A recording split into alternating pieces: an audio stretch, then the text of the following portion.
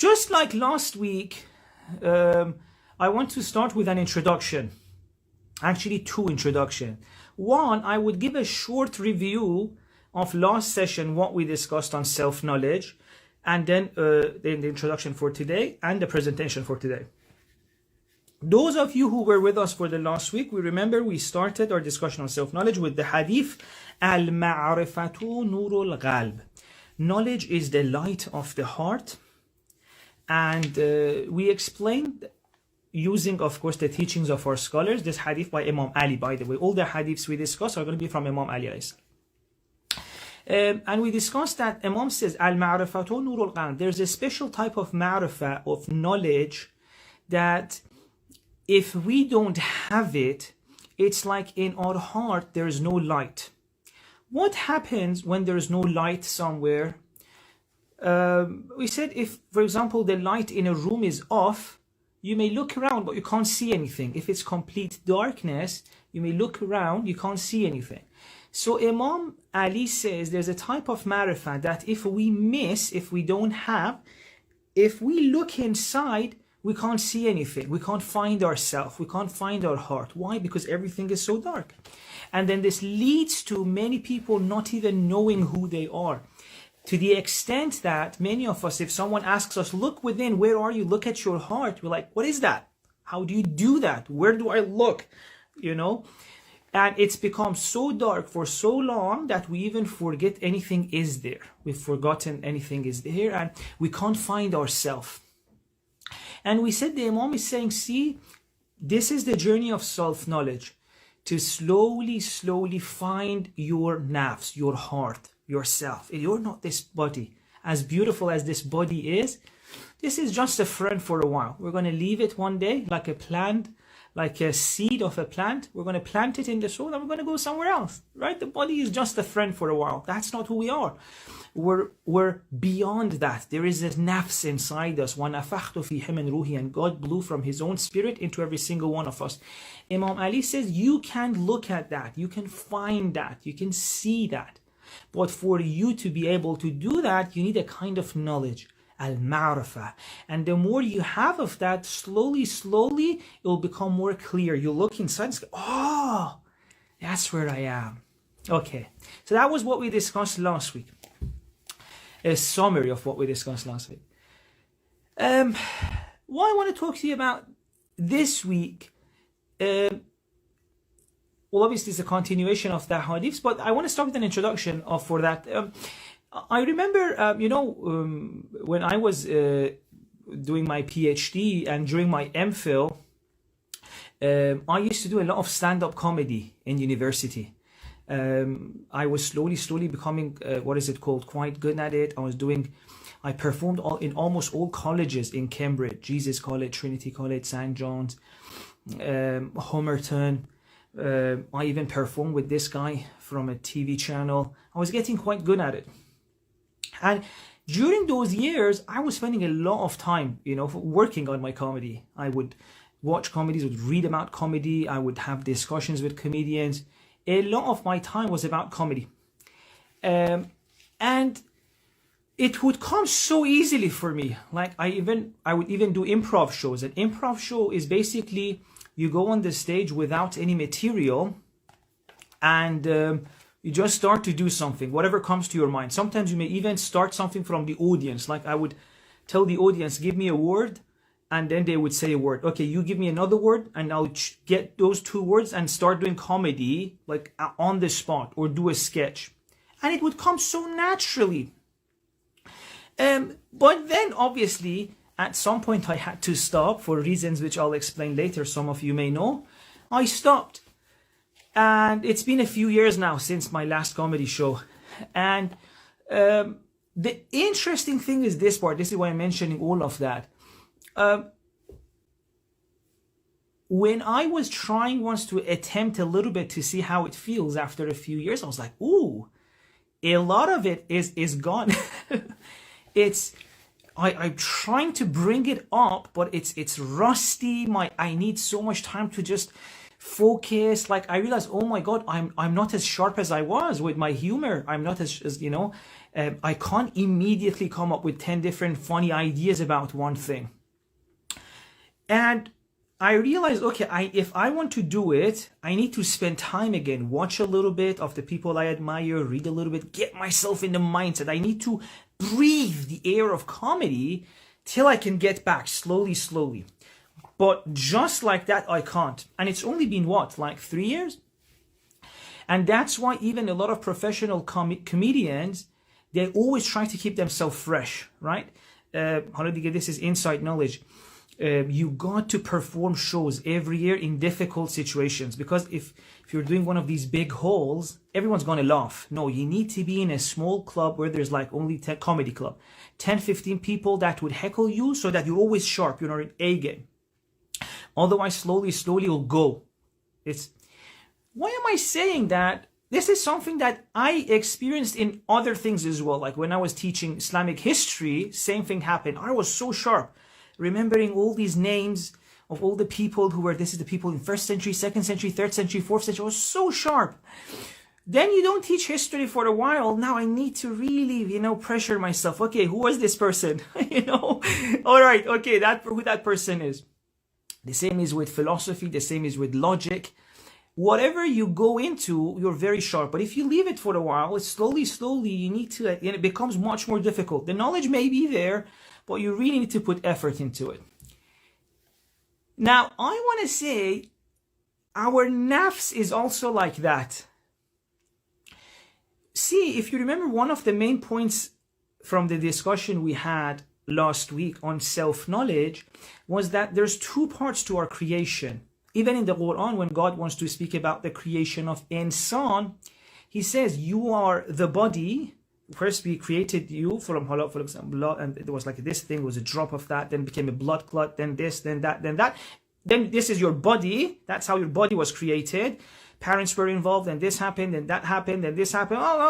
And then that's your body. But then we created you another form of creation, and that's when God put from his divine spirit into us. وَنَفَخْتُ فِيهِ مِنْ رُوحِي, and Quran says that we created you a different type of creation. In other words, insan has 2 aspects. The body, which you study in evolution, or well, if you don't believe in evolution, why don't you? But even if you don't, how we know how the body is. It's got a brain, it's got this, it looks like. But Quran says, in addition to the body, you have another aspect to you, and that aspect is the important aspect. That's God's birth, that's into you, that's your soul, that's what makes you special, right? That aspect of us, if we don't pay attention to it, if we don't have active efforts to try to remember it, spend time with it, we'll slowly forget about it. And that's why I mentioned the whole introduction about comedy. See, there could be even something you do, like your job, or something you teach. Like I used to teach Islamic history. I used to teach Islamic logic, if we can put Islamic logic. But once you distance yourself away from it, you slowly start forgetting it. And nafs, our nafs as well is the same. If we don't spend time with it, if we don't actively try to be in environments that takes our attention away from the body and on the soul, slowly we'll become a stranger to it. We'll become foreigners to it. And I want to say that that's what has happened to most of us, to the extent that in this culture, many people even doubt that there is such a thing. Right? And Imam Ali says, slowly we get to a place where we even look for it, we can't find it. We've become so unfamiliar with it. We have been so distant from that aspect of us, the soul, the nafs, the heart, that now even when we want to look for it, we can't. In the same way that after a few years, even when I wanted to do comedy, it just wouldn't come. I hadn't spent it, I had neglected it for so long that it had gone far and far and far. So I want to say that we can neglect ourselves so much that we become strangers to ourselves. And I want to say that now we are in a culture, in a society, Muslims, non-Muslims, all of us, I mean, Muslims are not an exception to this, that we have become strangers to ourselves. And you can see as a result of that, we're suffering. We're really suffering. We're not experiencing joy. We don't know who we are. And inshallah, as we go on, I'll see what happens to a person who discovers themselves again. Oof, it's crazy. Now, one of the reasons why we have become stranger to that part of us is that we've started paying attention to other things, which may be important, but anytime you pay attention to something, you naturally neglect something else, right? In the same way that when I stopped comedy, started doing other things, I was neglecting it, so that became weak. Now here as well, if the whole day we're paying attention to the needs of the body, which we should. The body is so important. Bless this body. It's so cute and it's so lovely. It does so many things for us, you know. It's got these eyes that we can see the world with, this mouth that we can talk with. It provides us so many cool features. It's amazing, this body. But if this is all we focus about, and our life and our house and our car, then when do we get the time to spend quality time with ourselves, with our nafs, so that slowly it becomes sharp again? And unfortunately, now we're at a stage where even our religious rituals are not doing much to help us become familiar with the nafs and with the soul, right? Like even when we pray, it's not like we've been taught how to pay attention to the nafs during the salah. And we can see that as a result of that, even in our prayer, we can't really focus, right? You start say Allahu Akbar, 10 seconds later, you're thinking about things you don't want to be thinking of. Go, bring your attention back to God, bring your attention back to God. 10 seconds later, it's somewhere else, right? We've become so unfamiliar with ourselves that we can't even get ourselves to focus on what we want for 3 minutes. We have lost control over ourselves. We can't get ourselves to focus. And it may seem so natural because no one is able to do that, but it's not natural. Imam Ali is telling us, mate, that is not the normal situation, that you can't get yourself to focus on what you want. You can do that. All you need to do is slowly pay attention to yourself, to that part of you, and slowly, like a baby, it'll grow, it'll become stronger, and you can do all sorts of things. So that is what we're trying to do now, right? In other words, our self-knowledge is like something that grows slowly. It's like a heart that slowly increases within us with paying attention to it. Slowly increases, and then we look inside and we see, there's more to me than the body. Because right now, I'm sure most of us may not be able to find anything other than the body inside ourselves, right? What do you mean there's something else? Even though you are there. You're right there. You are the nafs. You understand me only because you are the nafs. But you don't know what that means. In other words, we don't know who we are. Right? You there, listening to this, the one that when I ask you, how are you? There's a voice there that says, I don't know, I'm feeling this way or that way. That's the nafs I'm talking about. But can you show yourself to me? Where are you? Are you in the head? Are you here? I know it feels like you may be there because most people think they're behind their eyes, right? But where are you?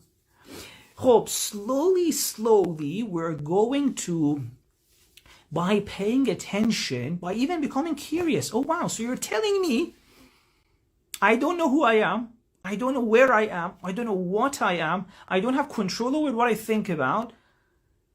And this is not like my first priority to discover this, you know, which is what Imam Ali is saying in one of the hadiths that inshallah we want to talk about tonight.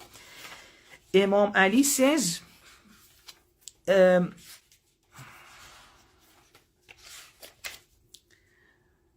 عجبت لمن no, not this one, the next one. عجبت لمن ينشد ضالته وقد أضل نفسه فلا يطلبها.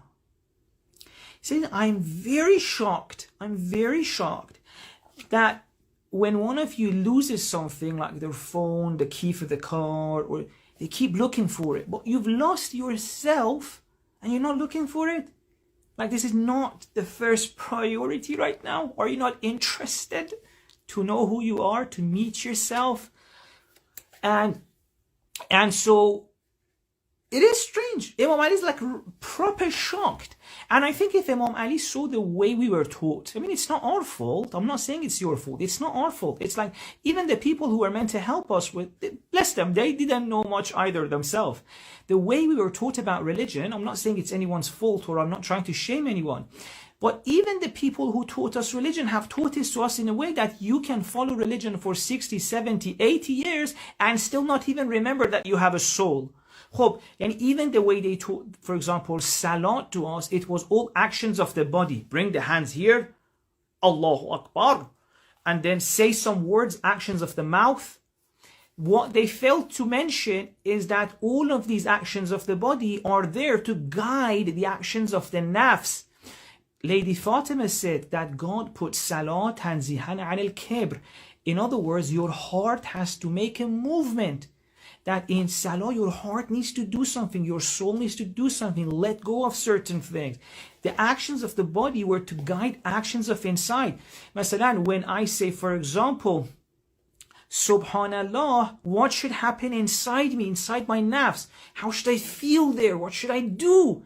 All of that was not mentioned to us, right? They just said, do the actions of the body, which if you think about it, a lot of the times our salah may actually even strengthen our ghifla of our nafs, because it's so much focus on the body, where's the attention to the nafs?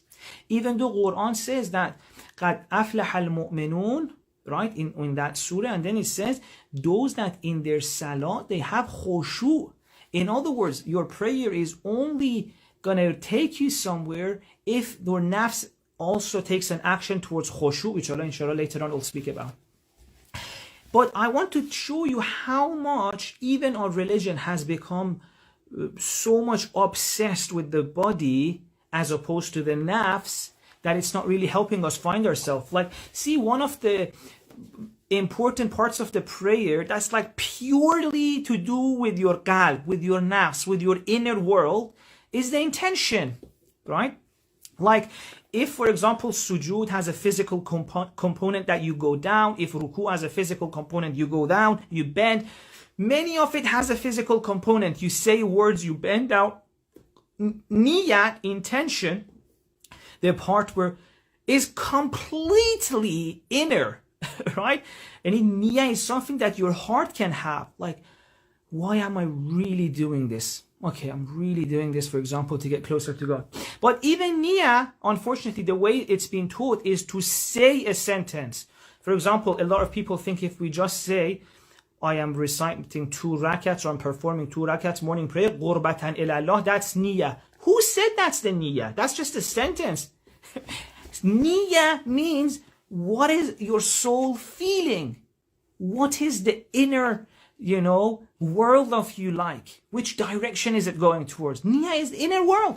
But I'm saying, even with niyyah, which is the least physical component of salah, even that has become a physical thing in the way we teach religion. Say a sentence with this mouth, which is not part of your soul, it's part of your body. Say a sentence, right? Obviously, we've forgotten about the soul. Obviously, we've forgotten about the heart, because no one's guiding us towards it. No one told us that, see, that sentence is just something you say. It's all about what's inside, right? And as a result of that, obviously, we've lost ourselves, but we don't even know that we've lost ourselves. So we are all anxious, we are all scared, we are all sad, we are all low. We are all desperate to feel a little bit better, to hold on to things which makes us feel good. We don't encounter God.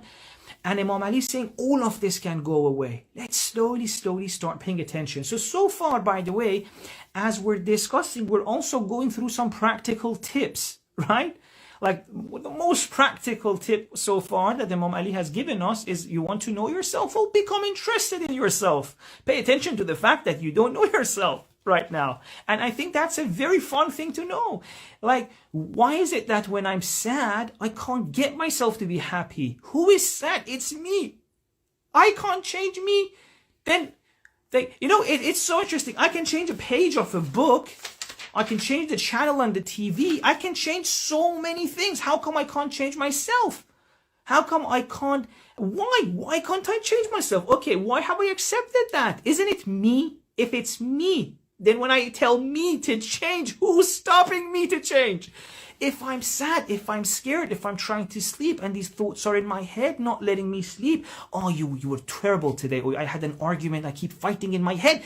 Well, when I tell my head to stop, like when I tell that voice in my head, come on, stop, give me a break, stop criticizing me. How come that voice in my head doesn't stop? Who is this voice in my head taking orders from? It's my head, it's my mind, right? Are there more than me in me? How come when I give the orders, then me doesn't obey? What's stopping me from listening to me? How many forces are within me, right? So these are all interesting things that Imam Ali wants us to think about. And he says that and he says, see, slowly, as you think about these things, a light will grow inside. A light will grow, and you will have like a small insight, then bigger insight, then bigger insights, and it can reach to such level that then you will see how big you are, how important you are, how precious you are, how that your soul is bigger than the universe. But I don't want to get too far, because right now, most of us, we don't feel that way. So it may be a bit of a stretch right now for us to think that, yeah, one day I'm going to think I'm greater than the skies and the earth. Yeah, too much. Okay, I'll be patient. We'll get there. Slowly. One of the interesting things, before jumping to the next hadith I wanted to mention, is that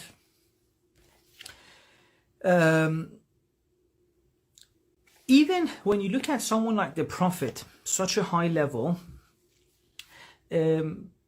who, inshallah, I can't wait on the day of Mi'raj to talk about Prophet's Mi'raj and what that means. Like, Prophet basically finished the whole human mission. He went to the highest point that a human can go.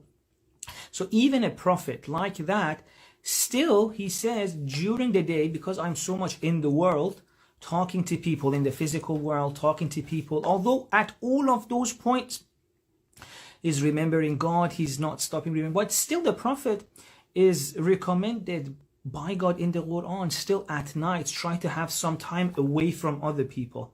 Because other people are so stuck, so focused on their body, on their physical world, that they, when you go with them, it's a little bit focus on the body. Spend some time again, focus on who you really are, on the soul.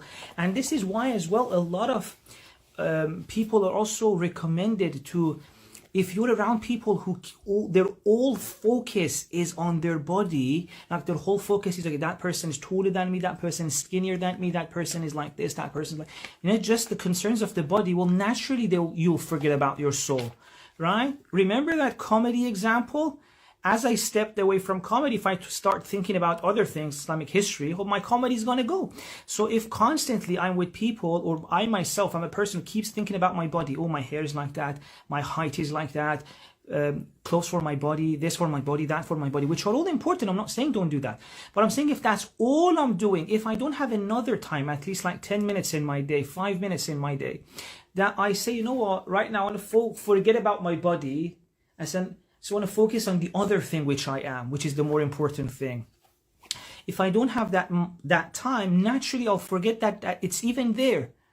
And it's so interesting because one of the, I think saddest things is that if we forget to even look for it, it's one thing to know it's there, but I can't find it. Another thing is like to not even look for it, to forget that there's more to us than that, to think this is who we are.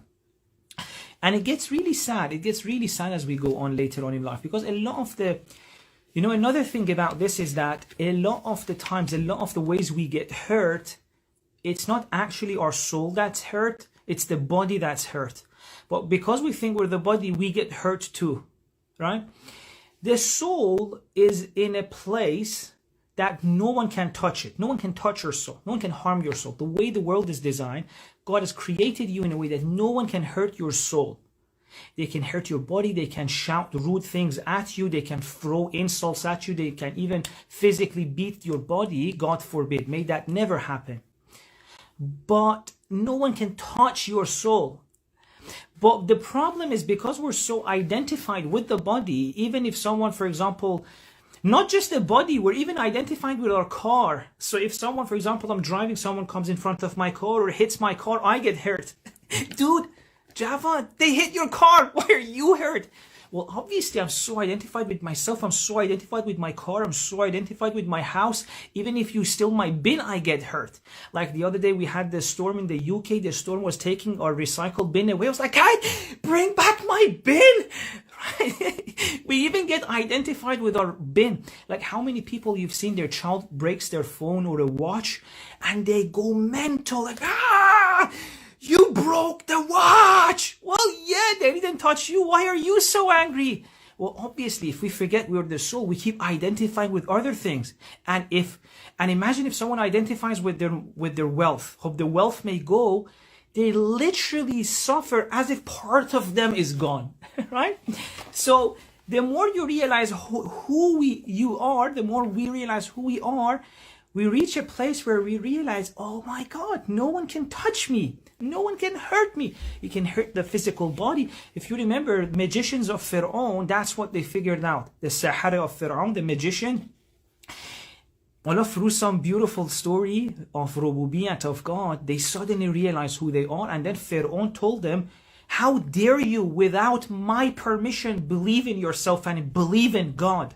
I will cut your bodies. I will cut your hands and legs. And then they were like, do whatever you want. You can't touch us. You cannot touch us. You can cut the body. I mean, God forbid that we don't want that. But I'm saying they had reached this realization that Pharaoh, do whatever you want to this body. I'm not this body, right? And so a lot of also healing takes place the more we have self-knowledge, because one of the things that happens when someone hurts us, when someone broke our heart, when someone betrayed us, or a lot of the times, unfortunately, one of the things that happens to us when someone hurts us, we then look down on ourselves. It's as if we feel like they took some of our value with them. Like one of the things that, for example, happens to people that are betrayed in a relationship, someone cheats on them, they immediately think, okay, maybe I'm not worthy enough. There must have been something wrong with me that they cheated. Or sometimes, for example, God forbid, some of the people who have been, God forbid, sexually abused, very terrible, terrible thing that we need to make sure it never happens. One of the things, unfortunately, that happens to these beautiful souls is that they look at themselves, some of them, as if their value has gone down because someone else did that to them, right? And a lot of the time, the journey of healing for them is to slowly realize that, no, my value has not gone down. No one can bring my value down. And slowly they realize that and they heal, right? That's one way of letting go of that terrible, terrible thing which has happened, is to realize that no one can reduce my value with their actions. What does that mean? That means I am at a place where I'm untouchable by anyone, right? My soul is untouchable. No one can hurt me. Although these people who may hurt my body and cause difficulty for me, if they had access to their soul, they would know how much they're hurting themselves.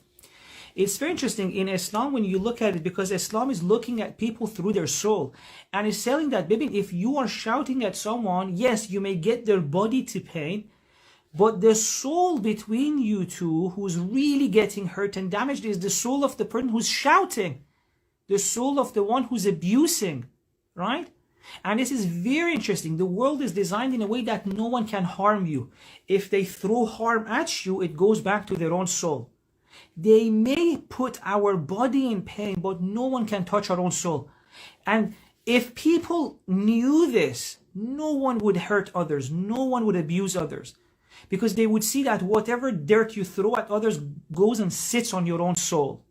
This world, unfortunately now, because most of us, we're not seeing our souls, the abuser destroys his or her own soul, doesn't see, so they keep doing it.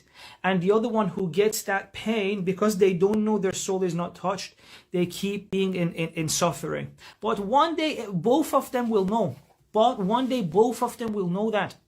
no one in this world can harm others, the reality of the other person, right?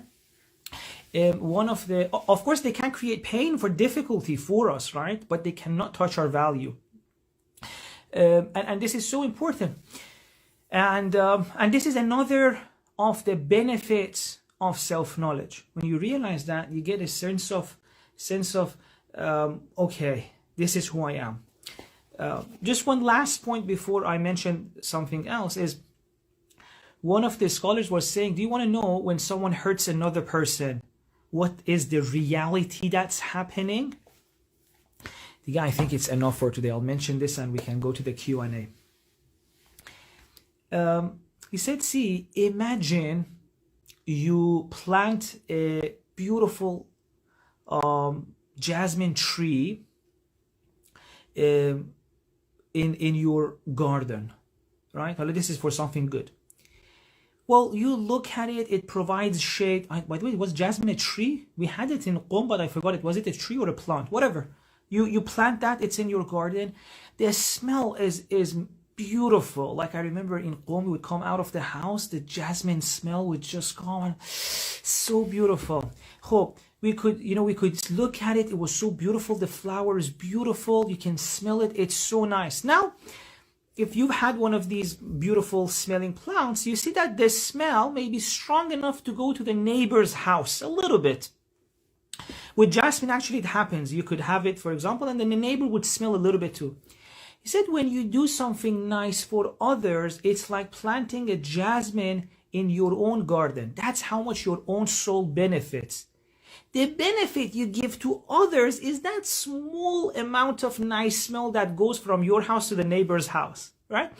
What does that mean? Hope now, let's say you are trying to be there for someone who's a little bit in pain, like you call a friend who is in pain, you try to be there for them. You take care of your mother who is, for example, a little bit old and she needs help. You try to be there for a friend. Whatever you do for others, you're planting these jasmines in your own soul. Your soul right now smells so beautiful. Oh, it's a garden. It's a botanical garden in your soul right now. In the world, because we don't have access to this, we can't see the soul, we think, oh, I was there for that person.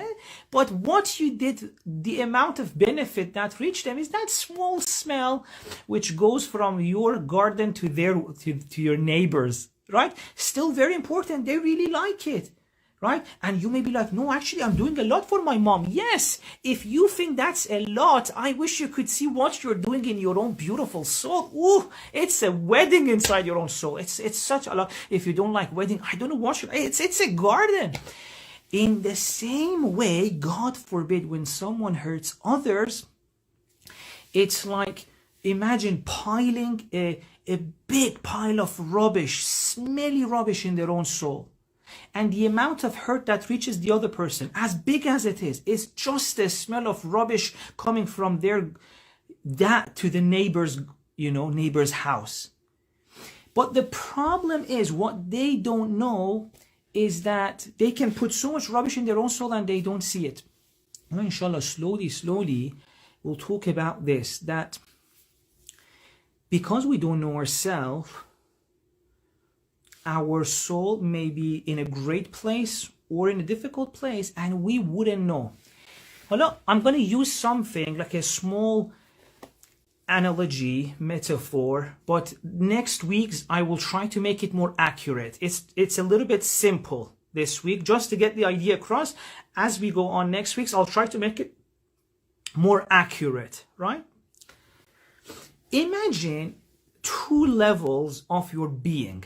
Okay, this is the core. Let's say it's all I'm saying, very simple. You will make it accurate later on. Oh, I just want to plant a seed, will help it grow later on. Imagine there's two layers to you, two levels. Okay, there's this level right now that you have access to. You can think your thoughts, some of your feelings, some of your thoughts, right? This level right now, this is the one we have access to. But there's another one deeper. That's the actual one, the soul, which, as you remember, we said right now, because we don't have that much self-knowledge, when we look, we can't find it. Imam said, al-ma'rifatu nurul qalb. The more you have self-knowledge, the more the light will turn on, you can see it. Right now, we don't have access to it, to ourselves. This part that we have access to, the thoughts, the memories, this is just the tip of the iceberg. The reality is down there. And a lot of the times it's possible that in this real level, we're in a great place, but in the top, we may not know it. The opposite is also true. The core, the actual level where we really are, the soul, the nafs, could be in a very difficult place. Maybe it needs something, maybe it needs attention to something, but here we're not aware of it. And this is why a lot of the times, out of nowhere, to us, it seems, out of nowhere, I feel like I'm so low, suffocating. Life feels so much. And wherever we look in our thoughts, in our feelings, we can't find the source. What's happening to me, right?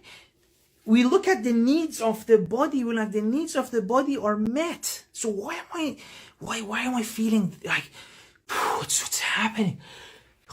What's happening is that the needs of that level is not met, right? There's something this needs. So get this idea. We'll try to develop this idea as we go on. In other words, this part right now, the conscious part of us, the part that right now we have access to, it's just, what is it right now? It's just a bunch of thoughts, feelings, right? And right now, it's a voice in your mind. It's some thoughts you have, some memories, some feelings. This is a small part of who you are. The main part, the great part right now is hidden to us. And that's the part which the more we pay attention to, the more it becomes clear to us. That's the part that when, masalan, we have all of these ahadith that the Imam says, if you give charity, you're helping yourself. How come I don't feel it? Well, obviously, because you're helping that soul. That soul gets so much joy. A part of it will reach you all. Part of that joy will reach you. But if you had access to it, you would see, oh my God, as soon as you help someone, as soon as you're there for a person who's low, for a person who's lonely, for a person who has a need, as soon as, you pay charity, you would see, oh my God, inside you, it's crazy, right? So the more we pay attention to it, the more we will see these things, the more we will notice the consequence of our own actions. And Masalan, you can get to a place where other people have said that they will see what happens. So one day they don't do something they knew they're right, and the next day they immediately feel, oh, something went wrong. Or the opposite. Okay, today, for example, I tried to be nice to my mom. I called her for lunch. Oh my God, look what's happening. They immediately feel it, yeah? So let's have that analogy in mind. Let me see if there's anything else we need to say for today. Otherwise, we can inshallah continue next week.